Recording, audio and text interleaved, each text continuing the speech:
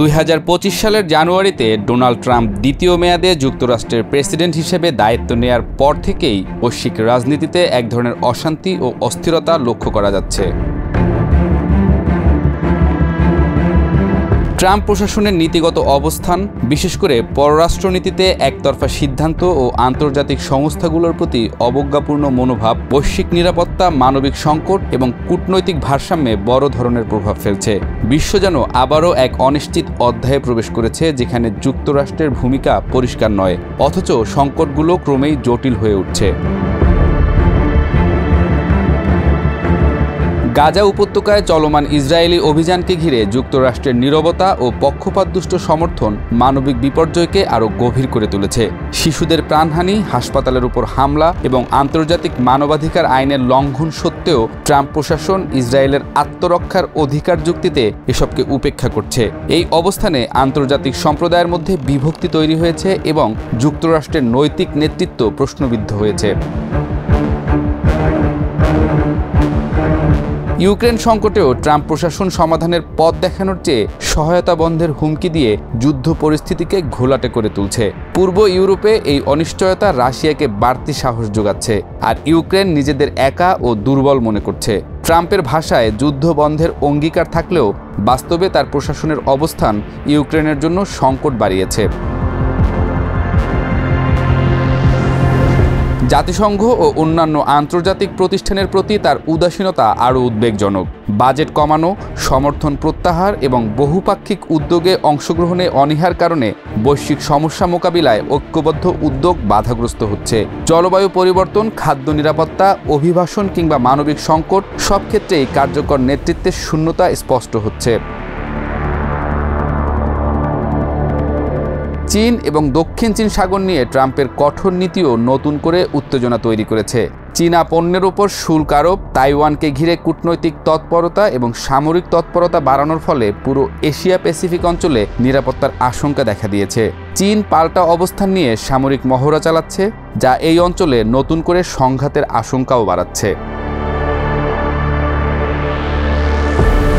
Africa, Latin America এবং দক্ষিণ পূর্ব এশিয়ার মতো অঞ্চলগুলোতে যুক্তরাষ্ট্রের আগ্রহ কমে যাওয়ায় সেখানে চীন ও রাশিয়ার প্রভাব বাড়ছে। এই অঞ্চলের দেশগুলো উন্নয়ন সহযোগিতার অভাবে দুর্বল হয়ে পড়ছে এবং বিশ্ব রাজনীতির মূলধারায় থেকেও প্রান্তিক হয়ে যাচ্ছে। সব মিলিয়ে ট্রাম্প প্রশাসনের নীতিতে যুক্তরাষ্ট্র আর সেই দায়িত্বশীল বিশ্বনেতা হিসেবে থাকছে না। এই বার্তাটা দিন দিন স্পষ্ট হচ্ছে। অথচ বৈশ্বিক চ্যালেঞ্জগুলোর মুখে এমন এক নেতৃত্ব এখন বেশি প্রয়োজন, যারা শুধু সামরিক শক্তি দিয়ে নয়, নৈতিক অবস্থান ও সমবেদনার জায়গা থেকে বিশ্বকে এগিয়ে নিতে পারে। প্রশ্ন হচ্ছে, এই নেতৃত্বের শূন্যতা কতটা ভয়াবহ পরিণতি ডেকে আনবে।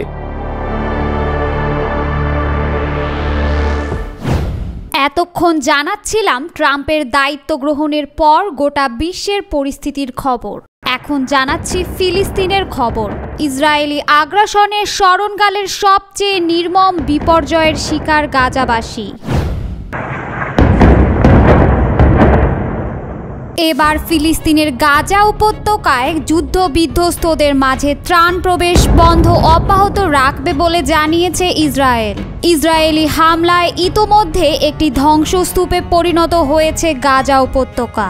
এর মাঝেও জাতিসংঘের সাহায্য ও ত্রাণ পেয়ে আসছিলেন গাজাবাসীরা, তবে সেই পথও বন্ধ করে দিয়েছে ইসরায়েল।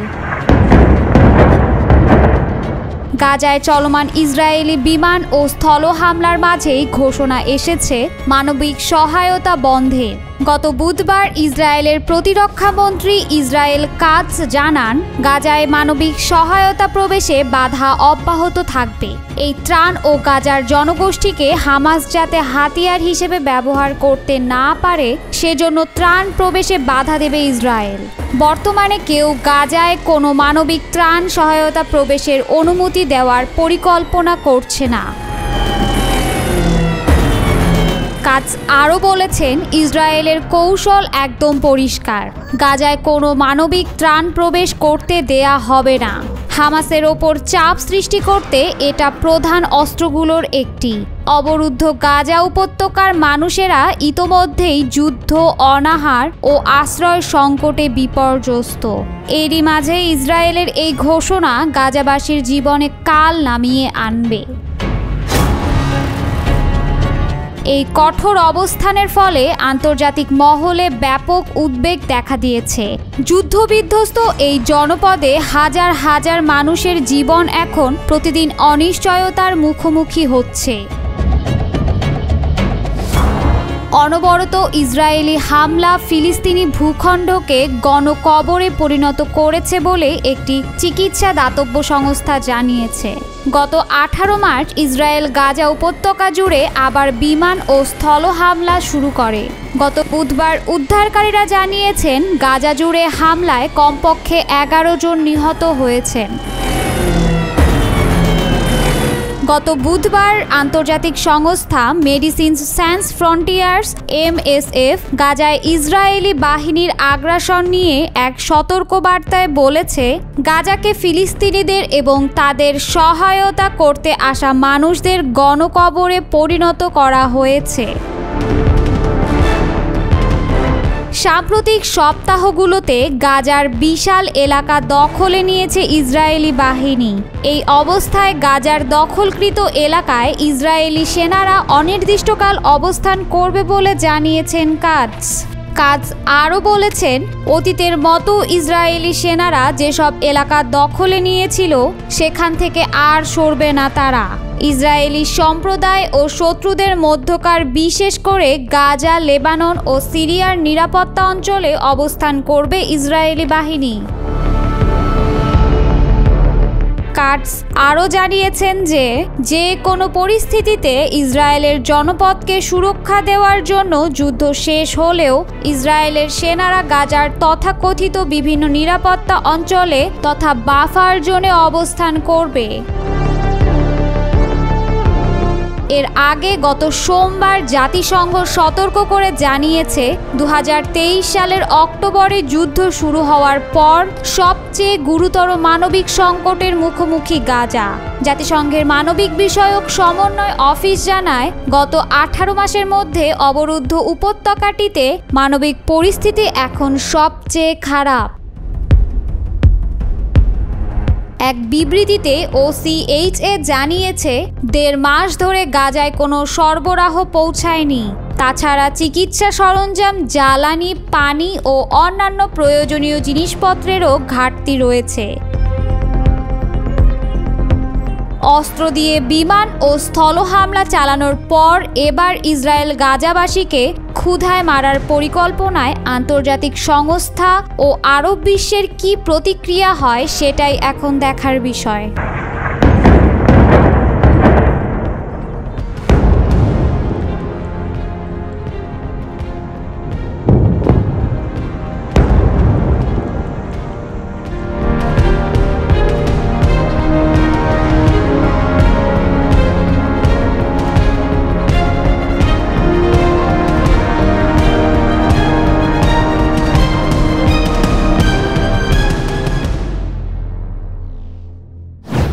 ছোট্ট দ্বীপরাষ্ট্র মালদ্বীপও ফুঁসছে ইসরায়েলি আগ্রাসনের বিরুদ্ধে। সবার দাবি ফিলিস্তিনের মুক্তি। এবার মালদ্বীপও গর্জে উঠল ইসরায়েলের বিরুদ্ধে। দক্ষিণ এশিয়ায় ইসরায়েল বিরোধী জোট দিন দিন শক্ত ও বড় হচ্ছে। মালদ্বীপের নীল জলের বুকে এবার ইসরায়েল বিরোধী ঝড় আছড়ে পড়ল। এই ঝড় প্রাকৃতিক নয়, তবে ন্যায় বিচারের গর্জন।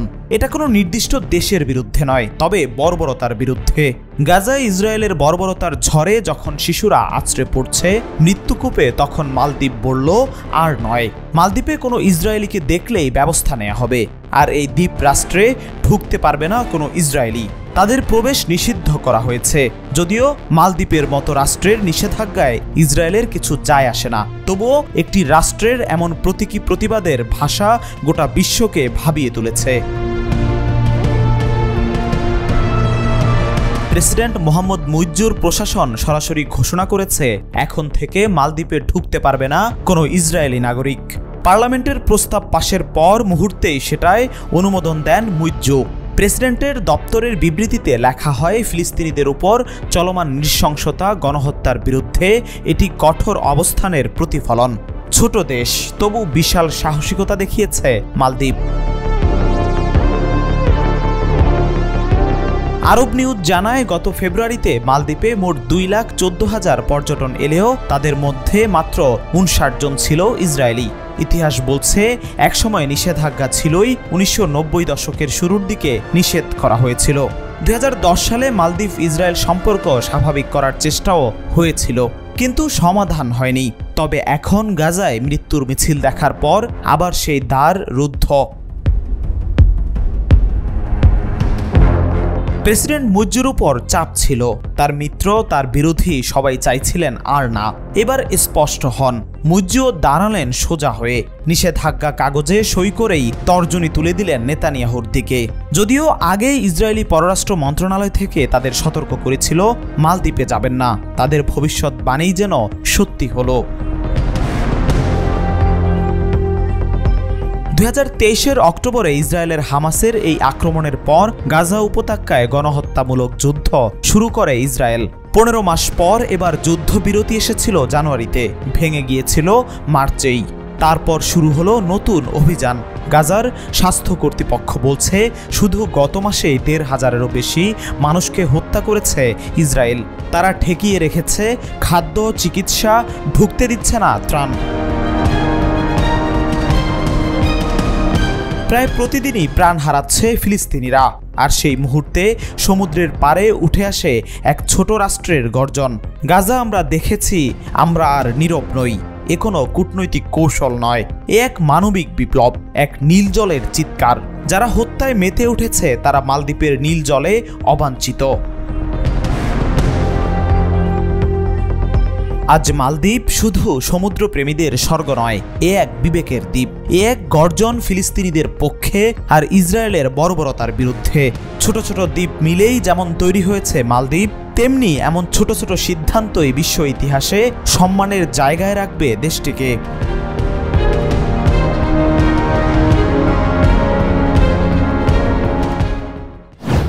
এদিকে ট্রাম্পের হুমকি ধামকি উপেক্ষা করেই পরমাণু প্রকল্প চালিয়ে যাচ্ছে ইরান। ট্রাম্প হুমকি দিচ্ছে ইসরায়েলকে দিয়ে ইরান আক্রমণের। কোন দিকে মোড় নিচ্ছে বিশ্ব পরিস্থিতি? শক্তি, ক্ষমতা, অস্তিত্ব, এই তিনটি শব্দে শুরু হয় ইতিহাসের এক মর্মান্তিক কাহিনী, যেটি আজও ভেসে উঠেছে মধ্যপ্রাচ্যের উত্তপ্ত বায়ুতে।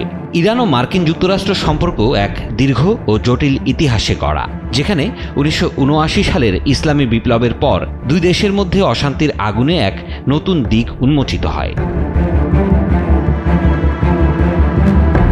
সেই থেকে আজ অবধি কখনো শান্ত, কখনো উত্তপ্ত, কখনো অশান্ত এ সম্পর্ক যেন সময়ের স্রোতে গড়ে উঠেছে এক ভয়াবহ ছায়ার মতো, যা একে অপরকে শোষণ করতে চায় একটি অদৃশ্য যুদ্ধের ভূমিতে।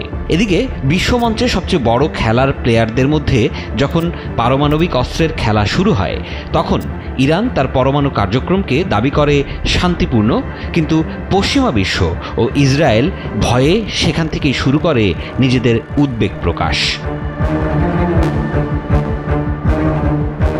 2015 সালে ইরান ও 6 বিশ্বশক্তি যুক্তরাষ্ট্র, যুক্তরাজ্য, ফ্রান্স, রাশিয়া ও চীন একটি ঐতিহাসিক চুক্তি সই করেছিল। চুক্তিটি ছিল এক অমূল্য সুযোগ। ইরান তার পরমাণু কর্মসূচি সীমাবদ্ধ রাখবে এবং বিনিময়ে আন্তর্জাতিক অর্থনৈতিক নিষেধাজ্ঞা উঠে যাবে। তবে 2018 সালে মার্কিন প্রেসিডেন্ট ডোনাল্ড ট্রাম্প একতরফাভাবে চুক্তি থেকে বের হয়ে গিয়ে বিশ্বকে জানিয়ে দেন, তিনি বিশ্বাস করেন এই চুক্তি শুধু ইরানকে আরও শক্তিশালী করে তুলেছে। ট্রাম্পের এমন চিন্তা আর সিদ্ধান্তই ফের উত্তপ্ত করে তোলে বিশ্বকে। রাশিয়া, চীন, এমনকি ফ্রান্সও চটে যায় যুক্তরাষ্ট্রের বিরুদ্ধে। ইরান তার পরমাণু কর্মসূচি পুনরায় শুরু করে, ইউরেনিয়াম সমৃদ্ধির হার বাড়িয়ে দেওয়া হয়, আর এখন ইরান 60% ইউরেনিয়াম সমৃদ্ধ করেছে, যা পারমাণবিক অস্ত্র তৈরি করার জন্য একদম কাছাকাছি কিংবা যথেষ্ট। যে কারণে ট্রাম্প একের পর এক হুমকি ধামকি দিয়েই যাচ্ছে ইরানকে, কিন্তু খামেনি মুচকি হেসে তার কাজ করেই যাচ্ছেন, থোড়াই কেয়ার করছেন যুক্তরাষ্ট্রের নিষেধাজ্ঞা কিংবা হুমকিকে। আয়াতুল্লাহ খামেনি বলছে, যদি ইরানকে আক্রমণ করা হয় তারা বাধ্য হয়ে পরমাণু অস্ত্র তৈরি করবে। তাদের বিজ্ঞানীরা এখন আরও দক্ষ, তাদের হাতে এখন সেই সব গোপন পদ্ধতি যা যে কোনো আক্রমণের পরও তাদের পরমাণু ক্ষমতা বাড়াতে পারবে। এদিকে মার্কিন প্রেসিডেন্ট ট্রাম্প দুটি পথের মধ্যে হাঁটছেন। একদিকে ইরানকে চাপ দিতে চাইছেন, অন্যদিকে কূটনৈতিক আলোচনার প্রস্তাবও রাখছেন। ফেব্রুয়ারিতে তিনি ইরানের সর্বোচ্চ নেতা আয়াতুল্লাহ আল খামেনির কাছে একটি চিঠি পাঠান, যেখানে তিনি সরাসরি আলোচনার আহ্বান জানান। কিন্তু ইরান সরাসরি আলোচনার প্রস্তাব প্রত্যাখ্যান করে। তেহরান সাফ জানিয়ে দেয় বৈঠক হবে পরোক্ষভাবে, সরাসরি নয়। বাধ্য হয়ে যুক্তরাষ্ট্র ওমানের মধ্যস্থতায় সেই পরোক্ষ বৈঠকে বসে, কিন্তু সেখানেও কোনো সমাধান আসেনি। দুই দেশের দুই প্রতিনিধি কেবল শর্তের পর শর্ত দিয়ে ফিরে গেছে। কূটনীতিকরা বলছেন ইরান যুক্তরাষ্ট্র সমস্যার সমাধানে সবচেয়ে বড় চ্যালেঞ্জটি আসছে ইসরায়েল থেকে। ইসরায়েল এ সংকটে অন্যতম পৃষ্ঠপোষক। প্রধানমন্ত্রী বেনিয়ামিন নেতানিয়াহু ইরানকে লিবিয়ার মডেল অনুসরণ করতে বলছেন, যেখানে গাদ্দাফি পরমাণু কর্মসূচি বন্ধ করেছিলেন। তবে ইরান জানিয়ে দিয়েছে তাদের জন্য পরমাণু শক্তি একটি গুরুত্বপূর্ণ নিরাপত্তা উপাদান। যদি সংকট ঘনীভূত হয়, ইসরায়েল ও আমেরিকা যৌথভাবে সামরিক হামলা চালানোর পরিকল্পনা করতে পারে, কিন্তু সে হামলা সহজ হবে না। ইরানের পরমাণু স্থাপনাগুলি গভীর গর্তে সুরক্ষিত, যা একক হামলায় ধ্বংস করা সম্ভব না। শুধু তাই নয়, ইরানের দুটি পরমাণু কেন্দ্র ধ্বংস করার মতো ক্ষমতা পৃথিবীর কারো নেই বলে দাবি ইরানের। অন্যদিকে মার্কিন জনগণের একটি বড় অংশ এই যুদ্ধের বিপক্ষে। অনেকেই এটিকে আত্মঘাতী বলে মনে করেন। তারা জানান, এক যুদ্ধের মাধ্যমে শুধু আমেরিকার জীবন ও অর্থনীতি ধ্বংস হবে না, বরং পশ্চিম এশিয়া অঞ্চলে তীব্র বিপর্যয়ের সৃষ্টি হবে। সাংবাদিক ট্রাকার কালসন সাবধানী হয়ে বলছেন, ইরানের সঙ্গে যুদ্ধ আমাদের জন্য আত্মঘাতী হবে। হাজার হাজার আমেরিকান প্রাণ হারাবে। তারপরও ইসরায়েলকে বিমান প্রতিরক্ষা ব্যবস্থা এবং যুদ্ধবিমান সরবরাহ করছে, যা ইঙ্গিত দেয় যে তারা সামরিক পদক্ষেপ নিতে প্রস্তুত হচ্ছে। ট্রাম্প নিজেই বলেছেন, পরমাণু চুক্তি না হলে ইরানকে সামরিক পদক্ষেপের মুখোমুখি হতে হবে, আর সেই পদক্ষেপে ইসরায়েলি নেতৃত্ব দেবে। যদিও তাতে ইরান তথা খামেনির কপালে মোটেও ভাঁজ ফেলতে পারেনি।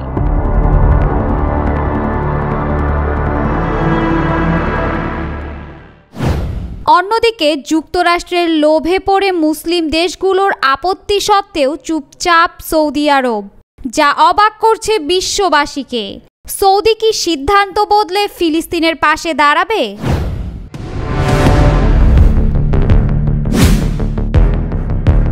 এবার অনেকটাই যেন বদলে গেল আরব বিশ্ব।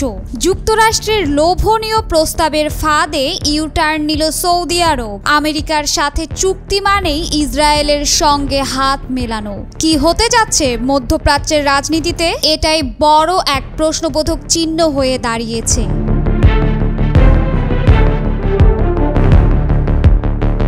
আমেরিকার জ্বালানি সচিব ক্রিস রাইটের কাগজে যদি একবার সৌদি স্বাক্ষর করে, তাহলেই ইসরায়েলের মিত্র হিসেবে বিশ্ব ইতিহাসে উঠে আসবে সৌদির নামও।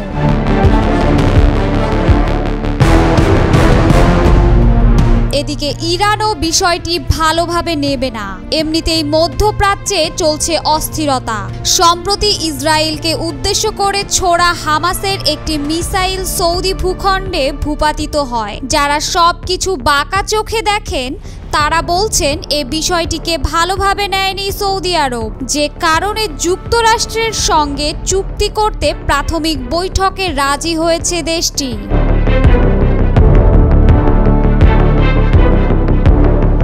যুক্তরাষ্ট্র ও সৌদি আরব এগিয়ে যাচ্ছে বেসামরিক পারমাণবিক কর্মসূচিতে একযোগে কাজ করতে। আর এ বিষয়ে এরই মাঝে প্রাথমিক বৈঠক শেষ। যদিও এ বিষয়ে কোনো সিদ্ধান্ত আসেনি, তবে যুক্তরাষ্ট্রের প্রস্তাবকে যে সৌদি বিবেচনায় এনেছে সেটার প্রমাণ এই বৈঠক। সংবাদ সম্মেলনে রাইট বলেন, আমরা এক ঐতিহাসিক পথে হাঁটছি, একসাথে একটি চুক্তির দিকে এগোচ্ছি, যার বিস্তারিত পরে জানানো হবে।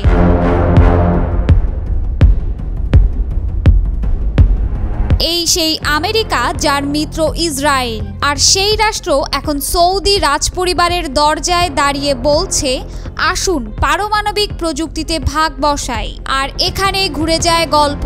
সৌদি আরব জানিয়েছে তারা ইউরেনিয়াম সরবরাহ করবে, জ্বালানি পুনঃপ্রক্রিয়াকরণ থেকে পিছাবে না।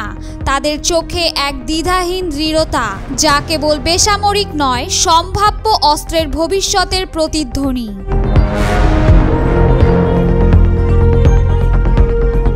মার্কিন জ্বালানি সচিব ক্রিস রাইট, যিনি প্রথমবারের মতো সরকারি সফরে সৌদি আরবে গিয়েছেন, সৌদি জ্বালানি মন্ত্রী প্রিন্স আব্দুল আজিজ বিন সালমানের সঙ্গে বৈঠকের পর রাইট বলেন, পারমাণবিক সহযোগিতার উন্নয়নে একসাথে কাজ করতে দুই দেশ একটি প্রাথমিক চুক্তিতে পৌঁছানোর দিকে এগোচ্ছে। তিনি আরও জানান, এই ঐতিহাসিক চুক্তির বিস্তারিত তথ্য বছরের শেষ দিকে প্রকাশ করা হবে।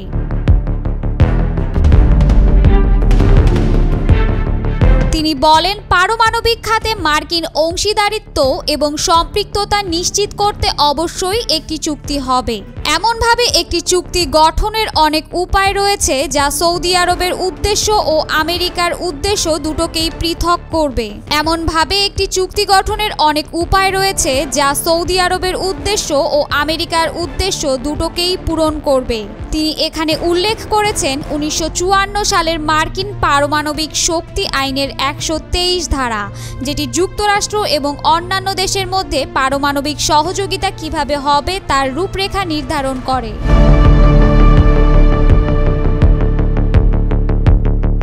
রাইট আরও জানান, সৌদি আরব এখনও এই আইনের অধীনে নির্ধারিত শর্তগুলো মেনে নিতে রাজি হয়নি।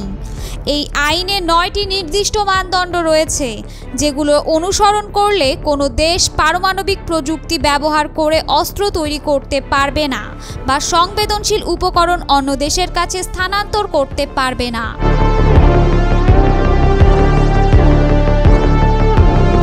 সৌদি আরব দীর্ঘদিন থেকে বলে আসছে যে তারা ইউরেনিয়াম সমৃদ্ধকরণ ব্যবহৃত পারমাণবিক জ্বালানির পুনঃপ্রক্রিয়াকরণ বন্ধ করবে, এমন কোনো বাধ্যবাধকতা মানবে না। অথচ এই দুই ধরনের প্রযুক্তি পারমাণবিক অস্ত্র তৈরিতে ব্যবহার করা সম্ভব। আর এ কারণেই অনেক অস্ত্র নিয়ন্ত্রণ বিশেষজ্ঞ এবং মার্কিন কংগ্রেসের কিছু সদস্য এ বিষয়ে উদ্বেগ প্রকাশ করেছেন।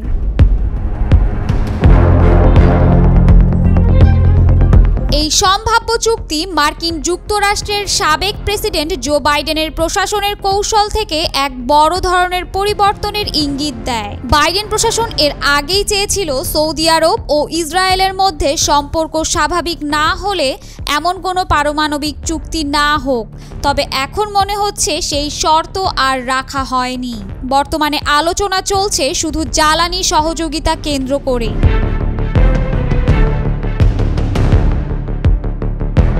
এদিকে বিশ্লেষকরা বলছেন, সৌদি যদি যুক্তরাষ্ট্রের সঙ্গে এমন কোনো চুক্তি করেও তবে তা ইসরায়েল বা ইরানের সঙ্গে সম্পর্কের হেরফের হবে না। নিজেদের অবস্থান আরও শক্ত করতে সৌদি হয়তো যুক্তরাষ্ট্রের সঙ্গে ন্যায্য ও সমতার ভিত্তিতে চুক্তি করবে, যা কেবল ওই চুক্তির মধ্যেই সীমাবদ্ধ থাকবে। সেখানে ভিন্ন কোনো দেশের সঙ্গে সৌদির মনোভাবের পরিবর্তন হবে না। আর যদি তাই হয় তাহলে হয়তো মধ্যপ্রাচ্য মাথা উঁচু করেই বিশ্ব ভূখণ্ডে থাকবে, আর তা না হলে ফের উত্তপ্ত হতে থাকবে আরব বিশ্বের রাজনীতি।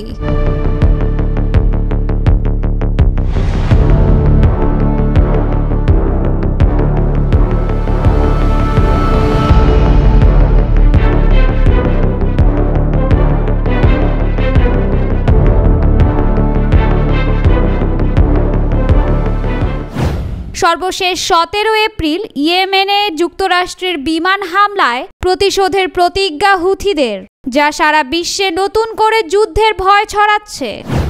ইয়েমেনের রাস ইসা তেলবন্দরে যুক্তরাষ্ট্রের ভয়াবহ বিমান হামলায় প্রাণ হারিয়েছে অন্তত 58 জন, আহত হয়েছেন আরও 126 জন। নিহতদের মধ্যে অধিকাংশই ছিলেন সাধারণ শ্রমিক, যারা অনেকেই ছিলেন ট্রাক চালক ও তেলবাহী পাইপলাইনের কর্মী। হুথি নিয়ন্ত্রিত আল মাসিরা টিভি বোমা হামলার তথ্য নিশ্চিত করে বলেছে, এই হামলাটি যুক্তরাষ্ট্রের সাম্প্রতিক অভিযানের মধ্যে সবচেয়ে প্রাণঘাতী। এই হামলার পরপরই ঘটনাস্থলে ছুটে যায় ইয়েমেনের সিভিল ডিফেন্স কর্মী ও রেড ক্রিসেন্টের টিম। আগুন নেভানো ও আহতদের উদ্ধার কাজ চালাতে গিয়ে তারা প্রচণ্ড চ্যালেঞ্জের মুখে পড়েন। বোমার ধোঁয়ায় ঢাকা বন্দর প্রকম্পিত, আতঙ্কিত মানুষের আর্তনাদে। হামলার বিষয়ে যুক্তরাষ্ট্রের সেন্ট্রাল কমান্ড সেন্টকম বলছে তাদের মূল লক্ষ্য ছিল হুথিদের জ্বালানির উৎস ধ্বংস করা, কারণ এই তেল বন্দর থেকে উপার্জিত অর্থ দিয়েই হুথিরা অস্ত্র সংগ্রহ করে ও লোহিত সাগরে বাণিজ্যিক জাহাজে হামলা চালায়। সেন্টকম বলছে এই তেলের উৎস হুথি সন্ত্রাসীদের অর্থনৈতিক শক্তি, যেটাকে আজ ধ্বংস করা হয়েছে। কিন্তু এই আঘাতের প্রভাব শুধু একটি তেল বন্দরই সীমাবদ্ধ নেই। রাস ইসা হলো ইয়েমেনের 3টি প্রধান বন্দরের একটি। এটি ব্যবহার করেই দেশে প্রবেশ করে প্রায় 70% আমদানি পণ্য ও 80% বেশি মানবিক সহায়তা। তাই এই বন্দরের উপর হামলা মানে গোটা দেশের খাদ্য, ওষুধ ও জ্বালানি সরবরাহ হুমকির মুখে পড়া। হুথিদের প্রতিক্রিয়া এসেছে তীব্র ও রাগান্বিত ভাষায়। হুথি সরকারের প্রতিরক্ষা মন্ত্রী মোহাম্মদ নাসের আল আতিফি স্পষ্ট করে দিয়েছেন, এই হামলা তাদের গাজা সমর্থন থেকে বিচ্যুত করবে না, বরং এই আগ্রাসন ইয়েমেনিদের প্রতিরোধ আরও দৃঢ় করবে বলে হুঁশিয়ারি উচ্চারণ করেন তিনি। যুক্তরাষ্ট্রের ইয়েমেনে হামলার কয়েক ঘন্টার মধ্যেই ইসরায়েল দাবি করে তারা ইয়েমেন থেকে ছোড়া একটি ক্ষেপণাস্ত্র প্রতিহত করেছে। উল্লেখ্য, হুথিরা গত নভেম্বর থেকে 100টিরও বেশি হামলা চালিয়েছে এমন জাহাজে যেগুলো তারা ইসরায়েল সম্পর্কিত বলে দাবি করে। তাদের ভাষায় এসব হামলা গাজায় ইসরায়েলের আগ্রাসনের প্রতিক্রিয়া। এই ঘটনার পর আন্তর্জাতিক প্রতিক্রিয়া এসেছে ভিন্ন ভিন্ন দৃষ্টিভঙ্গি থেকে। জাতিসংঘ উন্নয়ন কর্মসূচি ইউএনডিপি রাস ইসাকে ইয়েমেনের অপরিবর্তনীয় ও অত্যন্ত গুরুত্বপূর্ণ অবকাঠামো হিসেবে উল্লেখ করেছে। এই বন্দর ধ্বংস হওয়া মানে মানবিক বিপর্যয়ের মাত্রা কয়েক গুণ বাড়বে। আরব লীগ এই হামলার নিন্দা জানিয়ে বলেছে এটা ইয়েমেনের সার্বভৌমত্বের লঙ্ঘন এবং একটি স্পষ্ট যুদ্ধাপরাধ। ইরান একে অবৈধ আগ্রাসন বলেছে। চীন ও রাশিয়া বলেছে এই ধরনের একতরফা সামরিক ব্যবস্থা গোটা মধ্যপ্রাচ্যে আরও অস্থিতিশীলতা বাড়িয়ে তুলবে। সব মিলিয়ে প্রশ্নটা এখন শুধু ইয়েমেন নিয়ে নয়, এই আঞ্চলিক সংঘাত কি এবার আরও ভয়াবহ দিকে যাচ্ছে? যুক্তরাষ্ট্র বলছে তারা হুথিদের থামাতেই এই হামলা চালিয়েছে, কিন্তু বিশ্লেষকদের একাংশ বলছেন এতে করে সহিংসতা না কমে বরং নতুন করে জ্বলে উঠতে পারে প্রতিশোধের আগুন এবং আবারও সেই আগুনের শিকার হবে সাধারণ মানুষ।